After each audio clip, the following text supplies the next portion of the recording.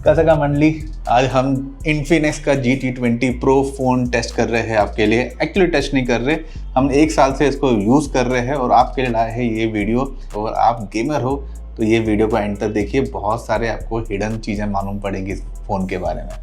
अगर आप बजट में एक गेमिंग फ़ोन लेना चाहते हो तो this is the best phone. मैं वीडियो की शुरुआत में इसलिए बोल रहा हूँ ताकि आपका डिसीजन पहले ही अच्छा हो जाए। वीडियो में हम डिटेल में बात करेंगे क्यों, लेकिन अगर 25,000 के अंदर की बात करें तो this is the best phone. अभी हम बात करते हैं इसके फीचर्स के और हैंडलिंग के। और इन्फिनिक्स का ये फ्लैगशिप फ़ोन है जो पहले बजट फ़ोन ही निकाला करते थे, बट अभी उन्होंने फ्लैगशिप फ़ोन निकाला है।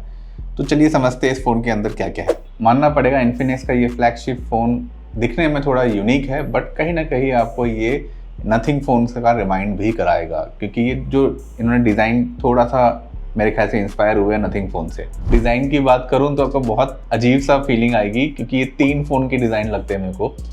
अगर आप सामने से देखोगे तो ये बिल्कुल S24 लगेगा, और अगर मैं ऐसा कैमरा छुपा के अगर ऐसे पकड़ूं तो आपको ये नथिंग फ़ोन लगेगा, और अगर मैं कैमरा दिखा के अगर ऐसे बात कर रहा हूँ तो ये लोगों को एसुस का फ़ोन लगेगा। तो ये कह सकते हो कि 1 पे 3 का माल है। पीछे जो आपको लाइटिंग दिख रही है जो नथिंग जैसा दिखता है थोड़ा बहुत, इन्फिनिक्स इसको बोलता है साइबर मेका डिज़ाइन। हर एक को अपना अपना तरीका बोलने का, तो ये उनको इस नाम से बुलाते हैं। नाम से क्या फ़र्क पड़ता है, but design point of view से आपको 3-in-1 फ़ोन मिल जाएंगे डिज़ाइन पॉइंट ऑफ व्यू से। बिल्ड क्वालिटी की बात करें तो फीलिंग आएगी आपको कि ये मेटेलिक फ़ोन है, बट एक्चुअली ये मेटेलिक फ़ोन नहीं है, ये हाईली प्लास्टिक है, बट फील आपको मेटेलिक वाला देगा। तो दिखने में स्ट्रॉन्ग है, बट स्ट्रॉन्ग इसको छोड़ मत देना, नीचे टूट जाएगा। ये काफ़ी हाथ में स्ट्रॉन्ग लगता है, पकड़ने में भी काफ़ी स्टेबल है। गेमिंग करते वक्त भी आपको बहुत कंफर्टेबल लगेगा। इसका जो लिमिटेड एडिशन फ़ोन था हमारा, उसके साथ एक कूलर भी आता था, बट कूलर लगाने के बाद थोड़ा हैवी हो जाएगा, एंड कूलर डायरेक्टली फ़ोन पे नहीं लगता। इसके लिए आपको इसमें कवर मिलता है, एंड ये कूलर आपका कवर में लगता है। तो आपको अगर कूलर लगाना है तो कवर लेना पड़ेगा। और पोर्ट्स की बात करें तो इसमें Type-C पोर्ट आता है, एंड इसमें स्टीरियो स्पीकर्स आते हैं जो JBL से फाइन ट्यून है।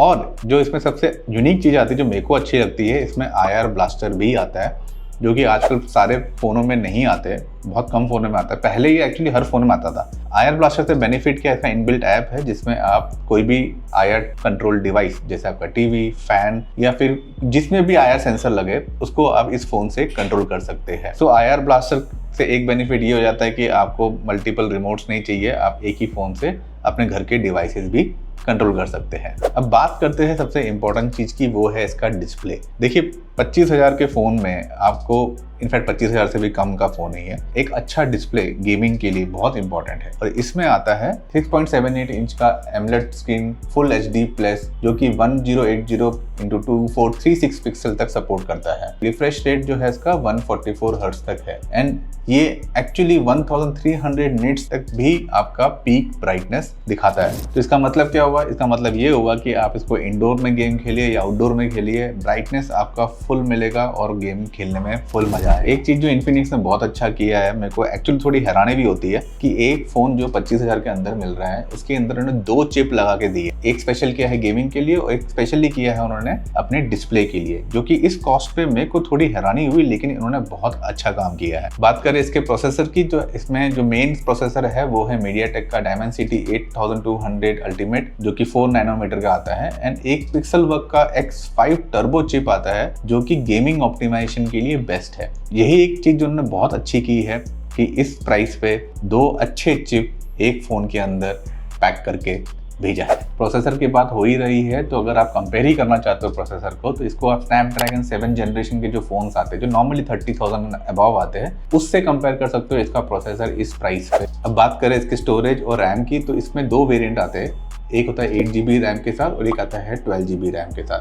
दोनों ही वेरिएंट में आपको स्टोरेज सेम मिलता है, जो कि है 256GB। आपका प्रोसेसर हो गया, रैम हो गया, ये तीनों चीज़ें बहुत ही अच्छी है। अब बात करते हैं इसके सॉफ्टवेयर की। सॉफ्टवेयर की बात करते हैं, इसमें 2 अपडेट आपको कंपनी की तरफ से फ्री मिलता है एंड्रॉइड का। मेरे ख्याल से कंपनी को थोड़ा सा ज़्यादा देना चाहिए था उनको अपडेट। और इंटरफेस की बात करें तो इंटरफेस बहुत ही क्लीन UI है और इसमें कोई एड्स भी नहीं आते। तो सॉफ्टवेयर में इतना ही है, बट मेरे ख्याल से अगर ये सॉफ्टवेयर थोड़ा सा अगर अपडेट्स ज़्यादा मिलते तो और भी बेटर हो सकता था। और मैं अंतुतु स्कोर की बात करूँ तो ये 9 लाख तक चले जाता है, जो कि इस रेंज में अब तक के बेस्ट बेंचमार्क्स में आ सकता है। बात करूँ जो मेरे स्पेशल 3 गेम जो मैं इसमें बहुत खेलता हूँ वो है BGMI गेम है, कॉल ऑफ ड्यूटी है और जेंशिन इम्पैक्ट है। BGMI गेम में ग्राफिक्स बहुत ही स्मूथ है और फ्रेम रेट 90 फ्रेम पर सेकेंड तक ये आराम से चल लेता है एंड अल्ट्रा HDR को भी ये 40 फ्रेम पर सेकेंड तक सपोर्ट करता है। और बात करें कॉल ऑफ ड्यूटी की, इसमें आपको 90 फ्रेम पर सेकेंड तक आप ग्राफिक को बहुत आराम से खेल सकते हो और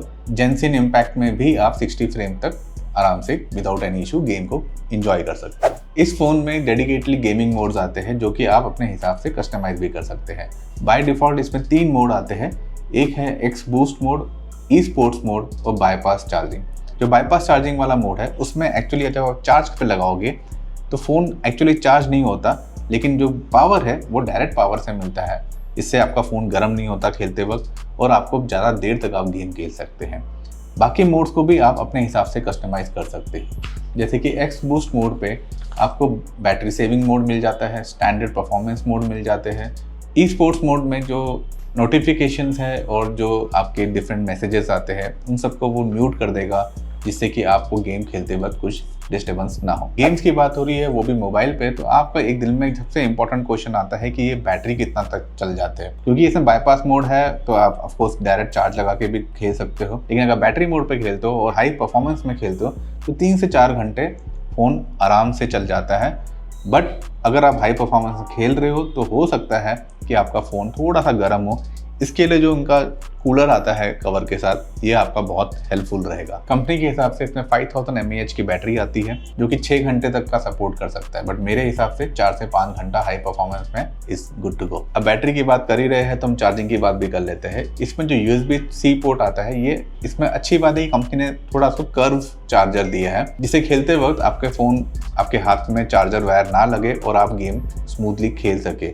चार्जिंग के लिए अगर फुल्ली चार्ज करना है आपको तो ये 1 घंटे में ऑलमोस्ट 100% फुल चार्ज हो जाता है फास्ट चार्जिंग मोड पे। इस फ़ोन के साथ जो डिफ़ॉल्ट चार्जर आता है वो है 45 वोल्ट का फास्ट चार्जर, जो इस फ़ोन को 1 घंटे में चार्ज कर लेता है। बट मेरे हिसाब से कंपनी को कम से कम 80 वोल्ट का चार्जर देना चाहिए था, तो कम से कम ये फ़ोन आधे घंटे में चार्ज होके मैं फिर से इसमें गेम खेलना शुरू कर सकता था। गेमिंग तो हमने सब कवर कर ही लिया है मोस्टली। अब थोड़े से जो फ़ोन के फीचर होते हैं उस पर भी डिस्कस कर लेते हैं। इसमें आते हैं कैमराज ऑफ कोर्स आते हैं फ़ोन में, बट 3 टाइप्स के कैमराज आते हैं। एक आता है रेयर कैमरा जो कि 108 मेगापिक्सल कैमरा है, जो कि सैमसंग HM6 सेंसर के साथ आता है, और 2 मेगापिक्सल का मैक्रो कैमरा आता है और 2 मेगापिक्सल का डेप्थ कैमरा। तो पीछे के 3 कैमराज में आपको ये कैमराज मिलेंगे। आगे बात करें तो फ्रंट कैमरा में 32 मेगापिक्सल का कैमरा आता है, जो सेल्फी और वीडियो कॉल्स के लिए बेस्ट है। और कैमरा परफॉर्मेंस की बात करें, डे लाइट में आपको अच्छे फोटो मिल जाते हैं, कलर एक्यूरेसी भी काफी अच्छी है। लो लाइट में आपको उतना अच्छा परफॉर्मेंस नहीं मिलेगा जो कि बाकी फोन्स में आपको मिलता है। जूम इसके अंदर 3x तक हो सकता है,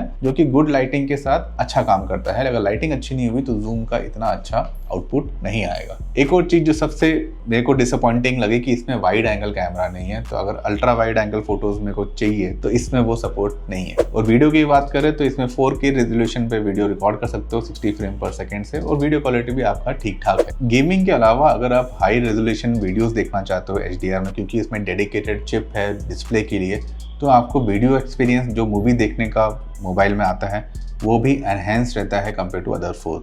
तो ये इसके प्रोज हो गए। कॉन्स की बात करूं तो सबसे बड़ा कॉन जो है, इसमें 2 अपडेट ही आते हैं OS का, जो मैंने पहले भी बता चुका हूं आपको। वो मेरे ख्याल से इसको बेटर कर सकते थे कंपनी।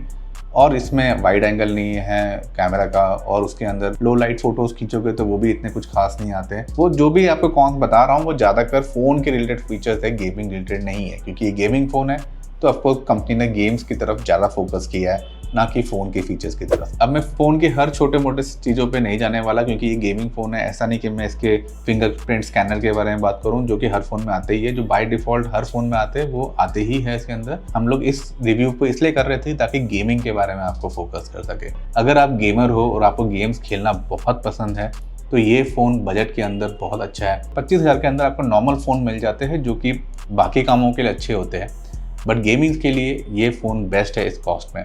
हाँ, लेकिन अगर आपको गेमिंग फ़ोन नहीं चाहिए और आपके 25,000 रुपये है और आपको नॉर्मल हाई परफॉर्मेंस फ़ोन नहीं चाहिए, जो कि लेकिन ज़्यादा टॉक टाइम हो और ज़्यादा आपको स्क्रीन टाइम मिले, तो एक फ़ोन जो मैंने मोटोरोला का रिव्यू किया है उसका लिंक मैंने ऊपर दिया है, वो आप चेक कर सकते हो। वो फ़ोन बेस्ट है 25,000 के अंदर अगर आपको नॉर्मल यूज़र्स के लिए चाहिए। गेमिंग के लिए चाहिए तो ये फ़ोन बेस्ट है। तो ये था मेरा रिव्यू इन्फिनिक्स GT20 Pro का। ऐसे ही और रिव्यूज़ हम लेते आएंगे इस चैनल पे, तो इस चैनल को सब्सक्राइब कीजिए। अगर आप ट्रैवल करना चाहते हो, गैजेट्स के फ़ैन हो, कार के दीवाने हो, तो इंडियन गाय को फॉलो ज़रूर कीजिए।